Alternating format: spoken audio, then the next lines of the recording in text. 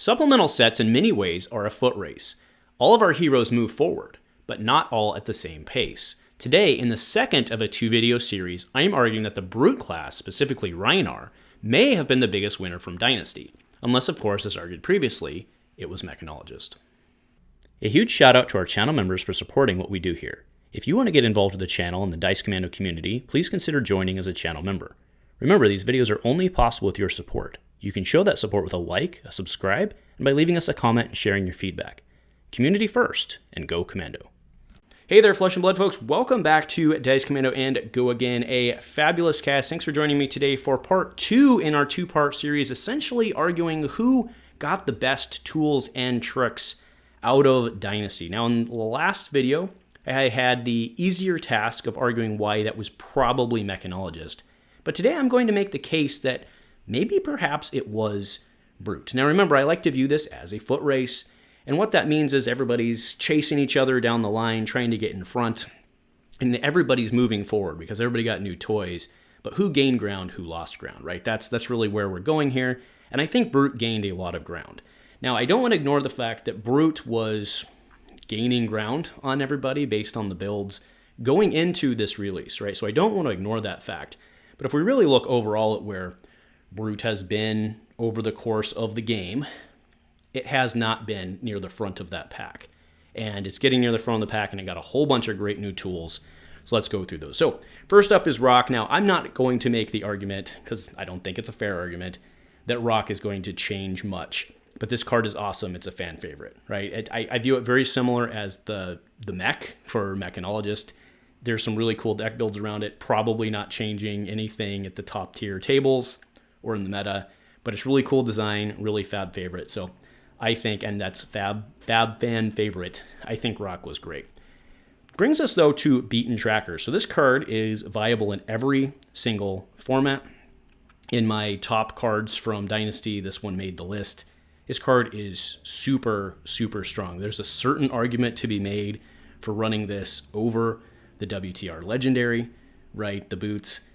This card's really, really, really strong. So whenever you discard a random card with 6, you may destroy it, and if you do, gain 1 action point. So it's a guarantee. It's a guarantee for that one turn when you really need to do what you need to do. It does cost you.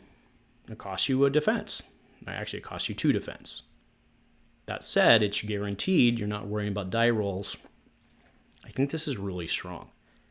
Next up is Savage Beatdown. So I like this. So this is a card that it kind of falls in the same Rock category. I don't think that this one necessarily, at least today, is going to advance Brute overall. That said, this card's got serious upside potential. It's like a very scary card, right? So play it only if you've already discarded a card with 6 or more. As an additional cost, discard a random card.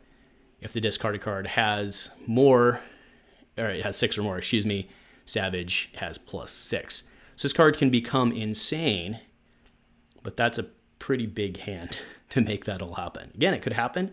People are really good. They'll probably figure out how to make this work. The question is, can it work consistently? I don't think so enough.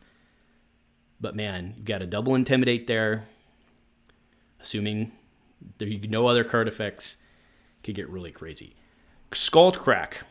This is, I don't know, Beaten Tracker is pretty good, but Skull Crack is huge for Brute. Huge. This is a massive card for Brute in what it does. So when it's discarded at random, who cares what the card does? It's a 2 for 6, which is fine, but when it's discarded at random, gain a resource. Massive for Brute. So many times they're stuck with a yellow, they need a blue for whatever reason. Well, I wouldn't say problem solved, but problem helped for sure. All right, looking at Berserk. So this one's interesting, and again, it'll be one of those, let's see what the smart kids can do with it.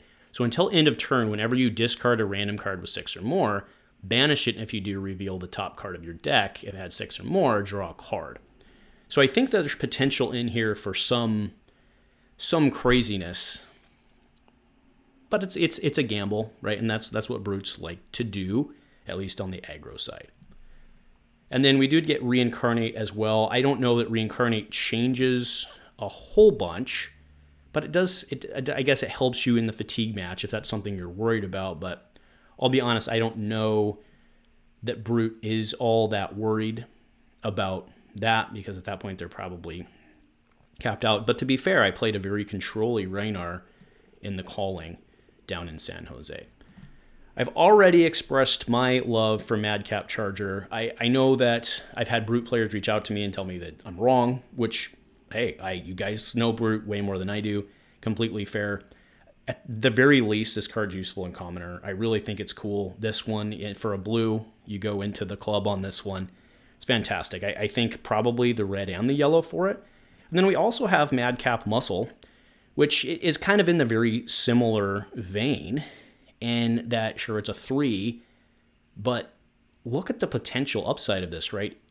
3 for 6, so for a blue and a 3-card hand, this plus your blue plus the 6 that you want to discard, you're coming in for 9. It's not, like, you can do better, I think, but it's pretty good, right? It's pretty good. You get an Intimidate out of that on Rhinar, of course. And then we go to Rumble Grunting, which I'm not overall sold on, but play it only if you've discarded a card your next Brute this turn, and it's Brute attack, by the way. So that's cool, but again, you have to discard into it. So I don't know about that one, but as far as Madcap Muscle go, the Madcaps are, I think, really good. So when I look at Brute, the argument why I think that there's an argument that they made good ground up in this set is really just comparatively to kind of the tools that they had before. If we're really looking at it and being honest, you know, Massacre, right? Yeah, think about it that way, right? In Crucible of War, they got Massacre. And that was kind of a big tool. That was a big, I mean, sure, they got the claws too, but Massacre that was a big tool. And, you know, it's only a couple $1 card now. But I think that was kind of starting down the path of really trying to expand and explore what they needed. I mean, we saw in Everfest kind of an extension of Levia's top deck discard, right? We saw Wild Ride, and the other one escapes right now.